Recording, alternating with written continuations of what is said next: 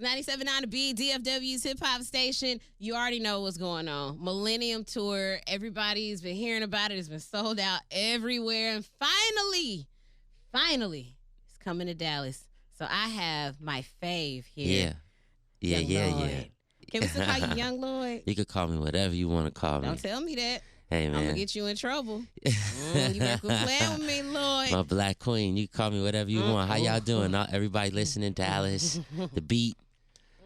My Louisiana sister you know right what here. I'm saying? Now you just got back from my hometown of Shreveport. I did. 318 all day. Yes. Last night. But I need to stop lusting over you because we might be cousins. First off, you from New Orleans, right? But secondly, our birthdays are literally 2 weeks apart. I'm January 17th. Same year. And I'm the 3rd. You? Wow. Oh, wow. You in the interview? Can't help herself. Man, we might be related. I'm going to do a family tree thing because if we're not, I can go back to looking at your pictures and having nasty thoughts.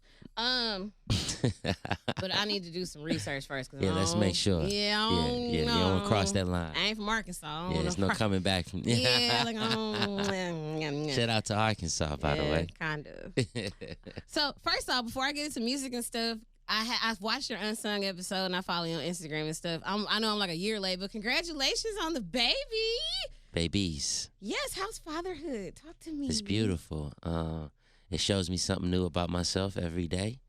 It shows me I'm capable of being a teacher, a leader, a guide, disciplinarian at times, and a pure source of joy and understanding, for another human being. And my kids, as much as I teach them, they teach me. I'm only, 18 months in, but it's the greatest joy of my life. So, yeah. That's amazing. Yeah.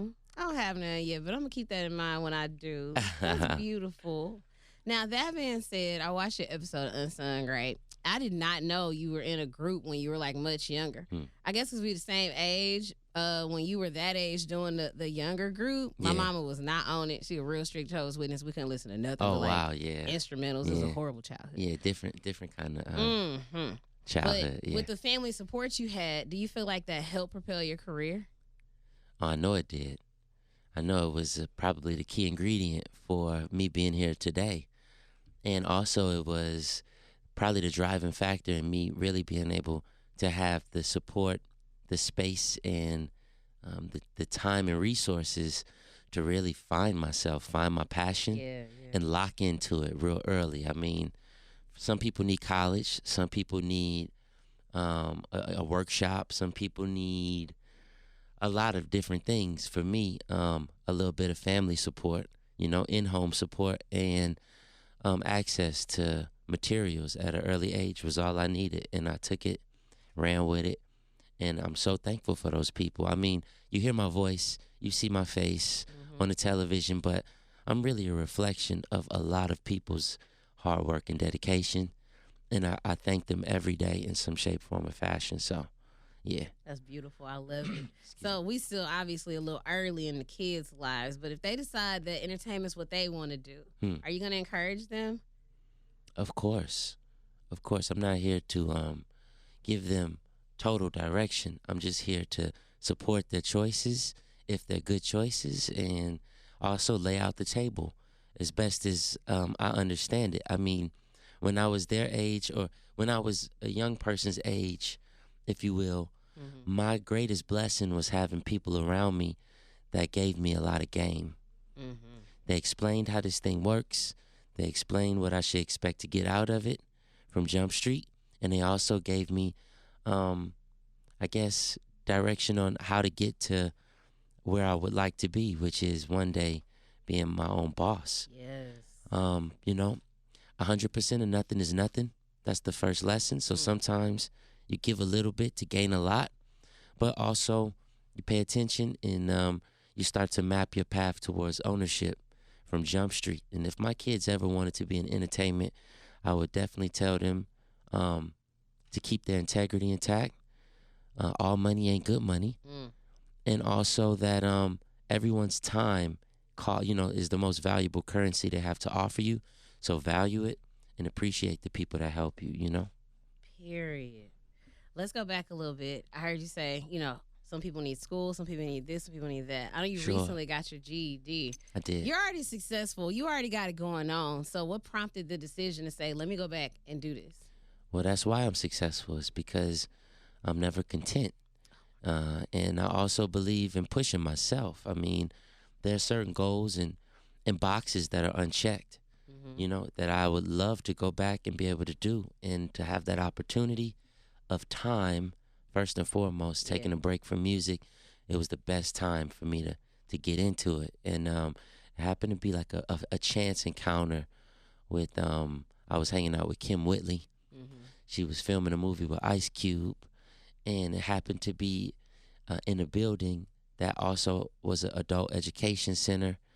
And I came back a few days later and started my own program. So I was, really excited about that. My mama cried when I walked the stage, and I sang for the class, and it was beautiful. It was dope. See, I respect that. You didn't just say, let me get a tutor and figured, like, you actually went. I actually went down to the center and took the classes with the other kids, and I remember being in there, and kids would come from all over the school and come in there just to see me. Or they would talk to me in the hallway and, ask me for a little bit of game, and I was there to give it to them. That's dope to me. It just shows how humble you are. Like, you're still a human being. You're not, I'm Lloyd, don't touch me. Good away. Like, Yeah, well, it helps when you see your reflection in others. Yeah. I see my reflection all over, in so many different people. Our stories intertwine. Our aspirations usually collide or crisscross at some point. And I would always like to represent a positive and helpful injection into the world. I mean, real positivity can tip the scale tremendously in someone's life. So I carry that with me every day and in each relationship. I can tell. I don't know you, but just your energy, I can tell. It's a Louisiana thing. You know what? It kind of is. Like, you feel me? Like, I'm telling you, we low-key, like, related. Like, we low-key related. Like, I'm going to stop fantasizing about you. So when the Murder Inc. thing happened and you had to, like, hustle and get it on your own because you still had bills, but, this situation over here wasn't really, like, moving. It had stuff happening. That hustling mentality, where did it come from? It come from the city where I'm from. It come from the folks who raised me, who gave me my name. It comes from the people who I admired growing up. I mean, I'm from the same housing project as Master P. Yes, you are. And I don't know of a better black hustler of my era than Master P. You better say that. So I had a lot to look up to. And it really helps to have an example in the flesh, nearby. And oftentimes we do, but we can overlook them or we don't have the access to them. So for me, I had access to, some great minds. And I tried to take advantage of that. And fortunately and unfortunately, it's the hardest times in your life that really, really elevate your hustle. Yeah. It elevates your game. It elevates your life. And I'm thankful for those. I'm thankful for Hurricane Katrina, because without Katrina, I would have never put my own money behind the song You with Lil Wayne. And I would have never probably made Street Love. So I'm really thankful, for the great times, but especially for the tough times. One of my favorite bars is from Lupe Fiasco. He said, being broke also teach you how to hustle. Yeah. Ooh, when I was homeless, I felt that in my whole soul. Yeah. Like, you can't do nothing but hustle. I listen to Lupe a lot, too. I actually listened to Lupe last night. He said a line where he said, I'm out in left field. I'm speaking mentally. He said, I'm different. I'm always different. I've always been different. I've always been to the left mentally. He said, but that's a better place than where the benches be. Come on. So I think it's always best to embrace yourself, do your thing, stay true to yourself, no matter what's going on around you or, what you may think is hot or popular. Just always stay like in your own lane.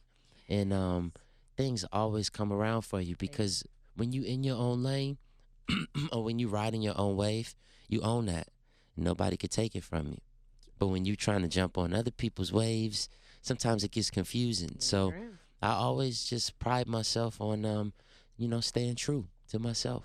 I can't even fantasize about you no more because you're like so dope. Now I want to like dap you up and be your friend. You annoying. So, I was better when I wasn't. Like, wasn't so. yes, because I could be like, oh, he's just fine. But, like, you fine and you got a brain. Like, oh, damn it. You're on my nerves. So, all right, let's talk about this Millennium tour that has got everybody going crazy. Yeah, it's amazing. How did you get approached to be on the tour? Oh, man, we all connected. Small world. I mean, we've all crossed paths, and I'm not sure exactly who. I would like to credit a young lady by the name of Melinda, who also works with a good friend of mine, Bobby V. And some kind of way, I think she was there to receive the blessing on my behalf. But, I mean, through hard work and, again, staying true to yourself, I think people come and find you, even when you're not looking for them. And somebody put my name in the cup and pulled it out. So I'm thankful either way. But it's been an amazing experience, both as an artist, performer, and as a fan. And I've been having a blast, as you could tell. Yeah. My voice is shot right now. But, yeah, it's an amazing tour. I encourage everybody to come out, especially people that was around for that era, because it's a real unique and pretty, like, maybe once-in-a-lifetime experience. You definitely won't get a B2K reunion ever again, you know what I mean? So take advantage. Celebrate your life and give yourself, the opportunity to have a good time as an adult. I mean, we all grown now. Exactly. And sometimes I'm waiting for my jersey dress sometimes out. we be caught up, but I mean, to put that jersey dress on, come do that chicken head, bust that chicken head one time, you're going to feel so much better. Guaranteed. Coming. Lloyd in the building. Millennium Tour is tonight in Dallas. Listen, thank you for not only coming for the interview, but for dropping them gems you just dropped and really just proving why you're one of my favorite artists. Thank you for giving me the platform, Dallas, to be yourself, and for giving me great energy and love over the years. I really appreciate it. Period.